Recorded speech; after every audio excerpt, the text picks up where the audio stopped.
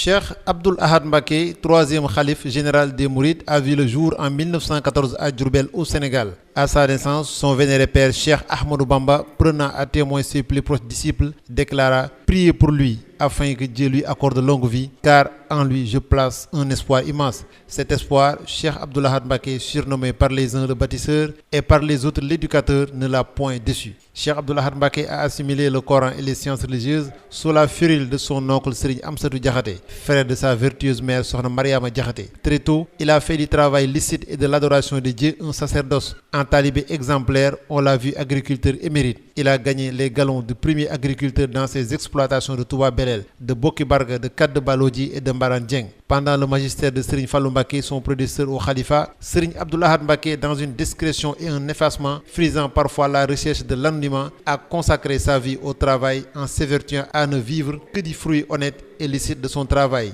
Quand le 6 août 1968, Serigne Fallilou Mbacké, deuxième khalife général des Mourides, rejoignit son Seigneur, la communauté, qui dans sa grande majorité l'ignorait, put découvrir un homme droit, honnête, ennemi irréductible du mensonge et de la duplicité et de l'hypocrisie. Sa rigueur inflexible le conduit très vite à mettre en place des dispositions dont le résultat ne tardait pas à donner au mouridisme un visage encore rayonnant. Grand éducateur, par la parole persuasive et par l'exemple incitatif, il a expliqué avec une rare réussite la doctrine du travail rédempteur professé par son illustre père. En multipliant les daara, il a contribué à accentuer l'orientation de la communauté vers l'étude, la recherche de la connaissance. Cheikh Abdoul Ahad Mbacké, également reconnu comme l'un des grands bâtisseurs de la ville sainte de Touba, il a fait en quelques années de cette cité une ville moderne en pleine expansion. Avec lui, la cité bénite est devenue un vaste chantier, avec la floraison des infrastructures religieuses, culturelles et sociales qui témoignent de sa grande vision. Incontestablement, Baye Lahat, comme on l'appelle affectueusement,